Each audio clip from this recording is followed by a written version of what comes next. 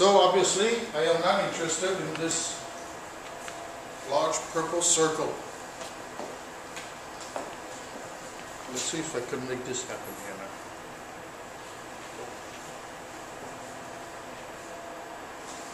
This is what I am interested in. What is shadowing? This is illness. It is not disconnected from you, but it definitely overshadows the perfect of you, the one who's made in the eye of the maker.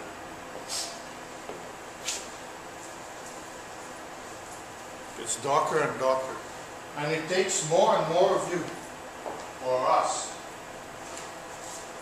And in terminal disease, practically the patient talks only that the disease talks directly.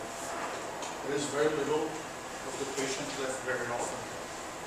It is just the disease talking.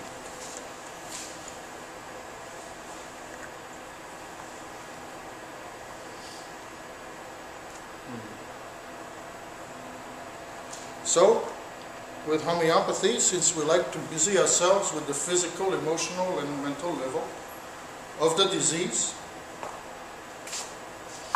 not you, the disease, because you are perfect. One question I might ask is, how is this affecting you? And then very often I will ask, what is it like, eventually? The first visit is 3 hours. So how does it affect you? Brings a whole bunch of things. And how does it feel? Even more. And what is it like? Begins to transport you outside of yourself. Because my point is really for you in the consultation to bring the whole disease alive on all levels, physical, emotional, and mental.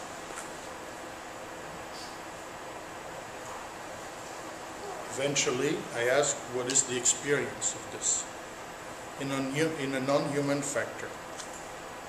We'll talk about that later.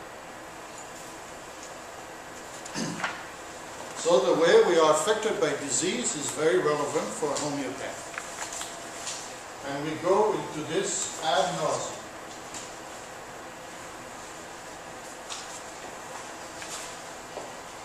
That's why we schedule 3 hours.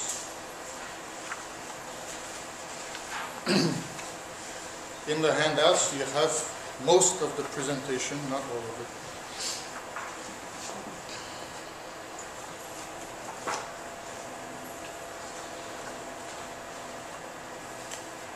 The emotions associated to the disease usually leads to non-human specific,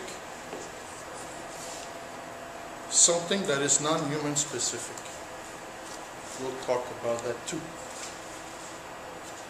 But the point is really to separate you, perfect, and the disease, and bring the disease literally outside of yourself and make the disease talk. And when that happens, you will not talk yourself from the rational mind, neither from the creative mind, but rather the universe will talk, literally. Some people have said it becomes shamanism. Well, at the bottom of things, all things are one. So there's also some overlap with many other modalities.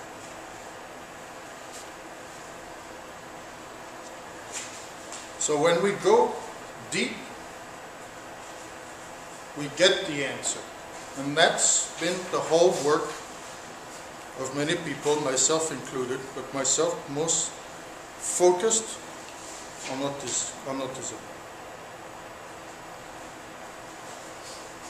I will give later on example of non-human specific where the patients go.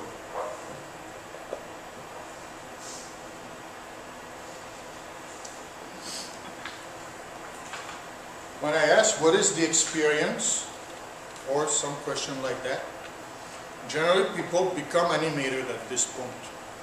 Because the rational mind is no longer working, and the creative mind is also no longer working. And people start to use gesture to exemplify what they are talking about. When gesture comes, remember at the beginning, there is movement, and movement is life.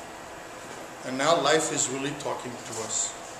It's no longer a theory. It's no longer I think this.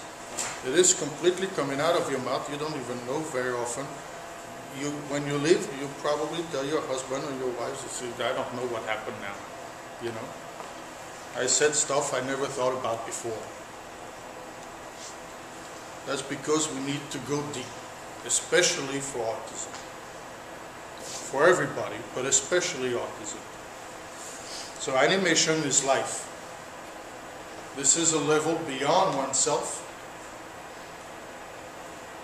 And it described, it will always give the remedy. I do make mistakes.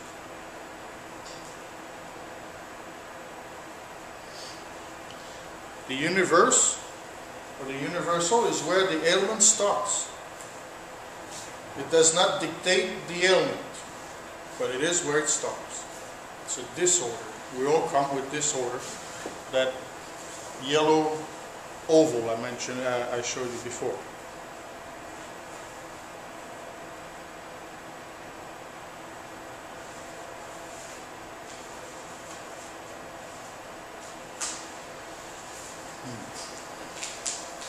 For example, in autism, there's a lot of talk about mercury and thimerosal, yeah?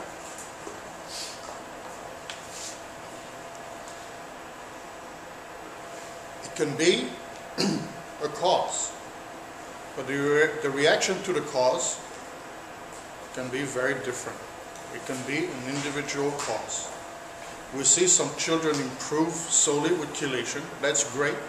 That means the vital force has not been completely affected, and just by physically chelating, things can return to normal. But most of the time, actually, that people come to my practice, just like Mary said, you know, when they're at the end of the rope, essentially. And the child has been very affected. Chelation has not worked. Sometimes diet has worked more or less, and so on. I'm usually the last step, because homeopathy is so far out, at least in our minds.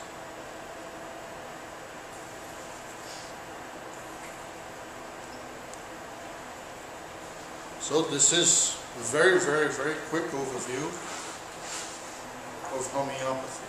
Are there any questions? Because then we're going to talk about autism. Yeah. So, for the child, then you cannot get all this. Yeah, we're going to talk about that You will after. talk to somebody else. Yeah. Are there any questions generally about homeopathy?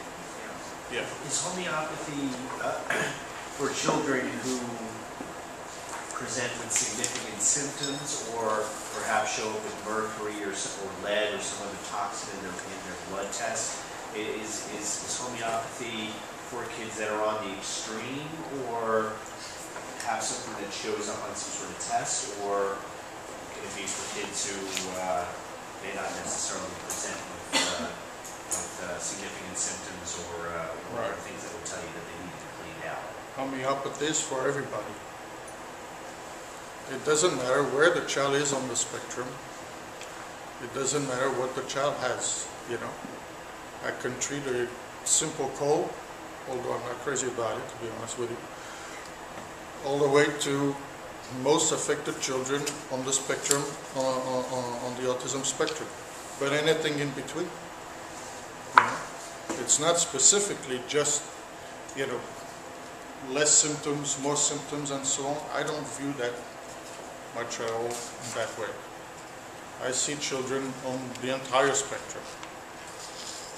I'd like to know, when you go to a store